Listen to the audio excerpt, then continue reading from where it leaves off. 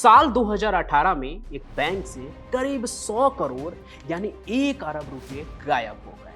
लेकिन ना तो कोई चोर बैंक के अंदर गया और ना ही उस बैंक के किसी भी एटीएम को तोड़कर लूटा गया।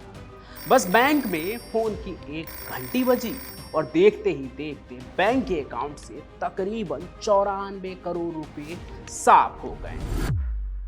जी हाँ, बिना किसी चोरी या डकैती के बैंक से 94 करोड़ रुपए गायब हो गए। और जानते हैं इस चोरी के पीछे किसका नाम आ रहा है? नॉर्थ कोरिया यानी उत्तरी कोरिया की खुफिया एजेंसी का। समझ रहे हैं ना? वही नॉर्थ कोरिया जिसका डिक्टेटर किम जोंग उन हर कुछ दिन में कुछ ऐसा कर देता है जिससे पूरी दुनिया हैरान रह जाती है।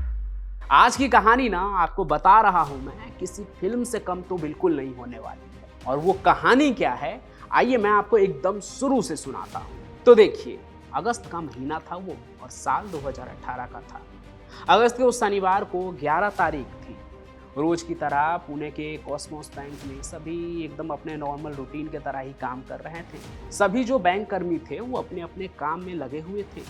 दिन ढलने के साथ ही शाम हुई तो 5 बजे एक के बाद एक बैंक के कई फोन की घंटियां बजनी शुरू हो गई और सभी पर एक ही सवाल पूछे जा रहे थे कि क्या आपके सर्वर में खराबी है। उस वक्त तो बैंक में किसी को कुछ समझ नहीं आया कि आखिर ये कॉल जो है वो कौन कर रहा है और ऐसे सवाल क्यों कर रहा है। कहीं बैंक के सर्वर में सच में तो कुछ खराबी नहीं है। बैंक स्टाफ को ये भी लगने लगा। लेकिन असली झटका तब लगा उन्हें जब अगले दिन उन्हें पता चला कि उनके बैंक के खाते से लगभग 1 अरब रुपए की चोरी हो गई है। लेकिन सवाल यहाँ ये है कि कैसे? लेकिन क्या बैंक को फोन कॉल करके ठगा जा सकता है या फिर बैंक में इतना बड़ा कांड हुआ कैसे? आइए इसे मैं आपको अच्छे से समझाता हूँ। तो देखिए, 11 और 13 अगस्त 2018 को होने वाली सबसे बड़ी बैंक चोरी की स्क्रिप्ट जो है ना, वो 6 महीने पहले ही लिखी जा चुकी थी। इसके लिए कई लोगों की टीम बनाई गई थी और तो और चोरी को भी एकदम स्टेप बाय स्टेप अंजाम दिया गया। देखिए, ठगों का प्लान था कि वो बैंक से ना 2 स्टेप में पैसे उड़ाएंगे। अब मज़े की बात यह है कि पहले स्टेप और दूसरे स्टेप में ना 6 महीने का गैप था। लेकिन जब लुटेरों ने पहला स्टेप ले लिया ना तो 6 महीने तक बैंक को इस बात की भनक भी नहीं लगी कि कोई उनके बैंक में घुस चुका है और उनका इरादा बैंक को करोड़ों का चूना लगाने का है। तो इस लूट का पहला स्टेप था बैंक के सर्वर पर अटैक करने का। और बैंक के सर्वर को हैक करने के लिए चोरों ने एक मालवेयर यानी कि एक वायरस का इस्तेमाल किया। तो 6 महीने पहले ही बैंक के कंप्यूटर सॉफ्टवेयर में वायरस को इंस्टॉल कर दिया गया। कई महीनों तक इस वायरस ने कुछ नहीं किया, सिर्फ बैंक की इंटरनल डाटा जो है उसे कलेक्ट करता रहा। और एक दिन जब ये कंफर्म हो गया कि बैंक के सर्वर को हैक करने के लिए इनफ इंफॉर्मेशन अब उनके पास पहले हो चुकी है, तब ठगों ने प्लानिंग के मुताबिक अपना अगला स्टेप जो है वो एक्टिवेट कर दिया।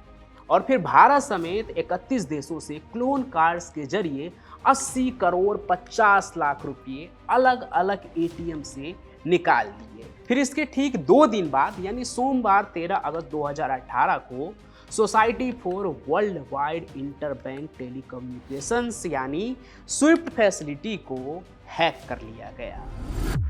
फिर बैंक के इस मैसेजिंग सिस्टम के जरिए हैकरों ने 13 करोड़ 92 लाख रुपए बैंक के अकाउंट से उड़ा लिए। लेकिन ये ठग कौन थे, कहाँ थे, इसका अभी कुछ पता नहीं था बैंक वालों को। पर सवाल ये उठा कि अगर इतने सारे पैसे उन्होंने चुराए हैं तो उन्होंने इस पैसे को कहाँ रखा होगा। जब इस बात की छानबीन हुई तो पता चला कि जनाब ठगों ने इतनी बड़ी रकम को हांगकांग की हैंग सेंग के एक अकाउंट में ट्रांसफ़र कर दिया था। और ये अकाउंट वहाँ के ना किसी लोकल फर्म का था। इसलिए पुलिस ने विदेश मंत्रालय के जरिए उन देशों से मदद की गुजारिश की जहाँ ये ट्रांजैक्शन हुए थे। इसमें खासकर अमेरिका की पुलिस से मदद की गुजारिश की गई।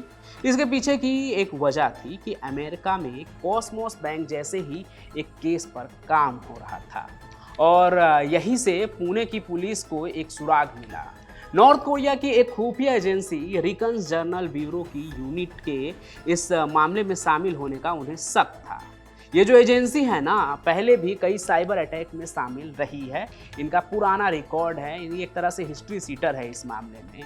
इधर से ये खोजबीन जारी थी, दूसरी तरफ विदेश से लूटा हुआ पैसा भी वापस लाना था।